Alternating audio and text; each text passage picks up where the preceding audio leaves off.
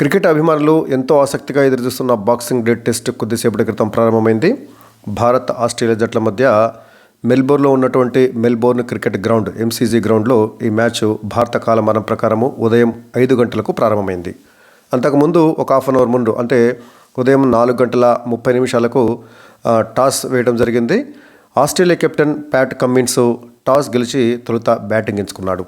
ఇంతకుముందు చెప్పుకున్నట్టుగానే ఆస్ట్రేలియా జట్టులో 2 మార్పులు జరిగాయి.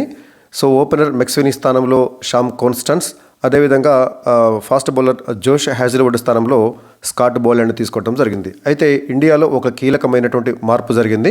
ఒకే ఒక మార్పు, అదేంటంటే శుభ్మన్ గిల్ను డ్రాప్ చేసి అతని స్థానంలో వాషింగ్టన్ సుందర్ను తీసుకోవడం జరిగింది. నిన్న వచ్చినటువంటి వార్తల ప్రకారం ఏంటంటే నితీష్ కుమార్ రెడ్డిని డ్రాప్ చేసి వాషింగ్టన్ సుందర్ను తీసుకుంటారనేటువంటి వార్తలు వచ్చినటువంటి నేపథ్యంలో చాలామంది నితీష్ కుమార్ రెడ్డికి అన్యాయం జరుగుతుంది, నితీష్ కుమార్ రెడ్డి ఖచ్చితంగా టీంలో కొనసాగించాల్సిందే అని చెప్పేసి ప్రముఖ క్రికెట్ విశ్లేషకుల నుంచి సాధారణ అభిమానుల వరకు అందరూ కూడా రియాక్ట్ కావడం జరిగింది.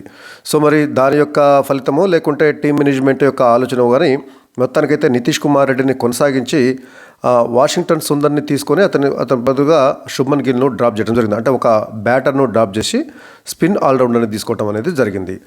సో ఈ మ్యాచ్కి భారత జట్టు విషయానికి వచ్చినట్లయితే తుది 11 మంది అంటే భారత జట్టులో స్థానం సంపాదించినటువంటి ఫైనల్ 11 చూసినట్లయితే ఓపెనర్గా యశస్వి జైస్వాల్తో పాటుగా కెప్టెన్ రోహిత్ శర్మ తిరిగి తన రెగ్యులర్ స్థానమైనటువంటి ఓపెనర్గా వస్తాడని తెలుస్తుంది. ఇక 3వ స్థానంలో కేఎల్ రాహుల్, లేదా ఒకవేళ యశస్వి జైస్వాల్ కేఎల్ రాహుల్ ఓపెనింగ్ చేస్తే 3వ స్థానంలో రోహిత్ శర్మ వచ్చే అవకాశం ఉంది. 4వ స్థానంలో విరాట్ కోహ్లీ, 5వ స్థానంలో రిషబ్ పంత్, 6వ స్థానంలో రవీంద్ర జడేజా, 7వ స్థానంలో నితీష్ కుమార్ రెడ్డి, 8వ స్థానంలో ఇప్పుడు కొత్తగా జట్టులోకి వచ్చినటువంటి వాషింగ్టన్ సుందర్, 9వ స్థానంలో వైస్ కెప్టెన్ జస్ప్రీత్ బుమ్రా, 10వ స్థానంలో మహమ్మద్ సిరాజ్, ఇక 11వ స్థానంలో ఆకాష్ దీప్ గత మ్యాచ్లో తన చక్కటి బ్యాటింగ్ తోటి మరి ఇండియాను ఫాలో ఆన్ తప్పించినటువంటి సంగతి తెలిసిందే. ఆకాష్ దీప్ మరియు జస్ప్రీత్ బుమ్రా ఇద్దరు కలిసి సో వాళ్ళు కూడా కొద్దో గొప్ప మరి బ్యాటింగ్ చేసేటటువంటి సామర్థ్యం ఉన్నట్లుగా చెప్పుకోవచ్చు. ఇక ఆస్ట్రేలియా ఫైనల్ 11 విషయానికి వచ్చినట్లయితే ఓపెనర్గా మెక్స్వినీ స్థానంలో షామ్ కాన్స్టన్స్. సో 19 సంవత్సరాల షామ్ కాన్స్టన్స్కి ఇదే తొలి టెస్ట్ మ్యాచ్. సో ఈ మ్యాచ్ ద్వారా కాన్స్టన్స్ అంతర్జాతీయ క్రికెట్లోకి అరంగేట్రం చేయనున్నాడు. ఇక ఉస్మాన్ ఖవాజా వీరిద్దరూ ఓపెన్ చేస్తారు. 3వ స్థానంలో మానస్ లబుషెన్, 4వ స్థానంలో స్టీవెన్ స్మిత్, 5వ స్థానంలో ట్రావిస్ హెడ్, 6వ స్థానంలో మిచెల్ మార్ష్, 7వ స్థానంలో వికెట్ కీపర్ అలెక్స్ క్యారీ, 8వ స్థానంలో కెప్టెన్ ప్యాట్ కమ్మిన్స్, 9వ స్థానంలో మిచెల్ స్టార్క్, 10వ స్థానంలో స్పిన్నర్ నాథన్ లైన్, 11వ స్థానంలో స్కాట్ బోలాండ్. జోష్ హ్యాజిల్వుడ్ గాయపడటంతో అతని స్థానంలో స్కాట్ బోలాండ్ జట్టులోకి రావడం అనేది జరిగింది. సో ప్రపంచంలోనే 2వ అతిపెద్ద స్టేడియం, బ్యూటిఫుల్ స్టేడియం అయినటువంటి మెల్బోర్న్ క్రికెట్ గ్రౌండ్లో ఈ మ్యాచ్ కొద్దిసేపటి క్రితం ప్రారంభమైంది. 90,000 మందికి పైగా ప్రేక్షకులు హాజరైనటువంటి ఈ క్రికెట్ స్టేడియంలో క్రికెట్ ఆడటం అనేది ప్రతి ఒక్క క్రికెటర్ యొక్క కలగా చెప్పుకోవచ్చు.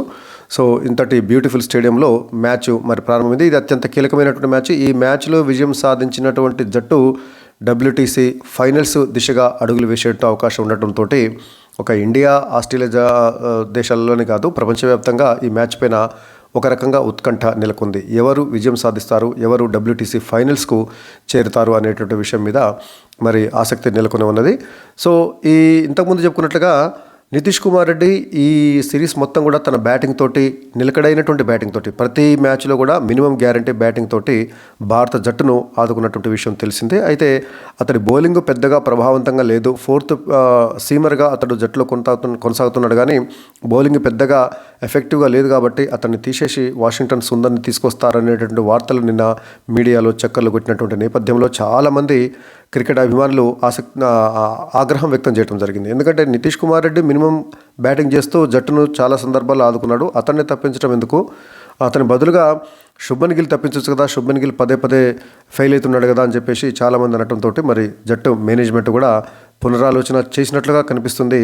సో శుభ్మన్ గిల్ స్థానంలో వాషింగ్టన్ సుందర్ జట్లోకి వచ్చాడు. వాషింగ్టన్ సుందర్ మనకు తెలుసు బ్యాటింగ్ చేసేటటువంటి చక్కటి సామర్థ్యం కూడా ఉంది. అదేవిధంగా ఆఫ్ స్పిన్నర్ సో అశ్విన్ లేకపోవడంతో వాషింగ్టన్ సుందర్కి మరి జట్టులో స్థానం దక్కింది. 2వ స్పిన్నర్ స్థానంలో వాషింగ్టన్ సుందర్ను తీసుకోవడం జరిగింది. సో వాషింగ్టన్ సుందర్ తన స్పిన్ బౌలింగ్ తోటి అదేవిధంగా బ్యాటింగ్ తోటి మరి ఈ మ్యాచ్లో ఇండియాకు ఏమైనా అదనపు ప్రయోజనం చేకూరుస్తాడేమో చూడాలి.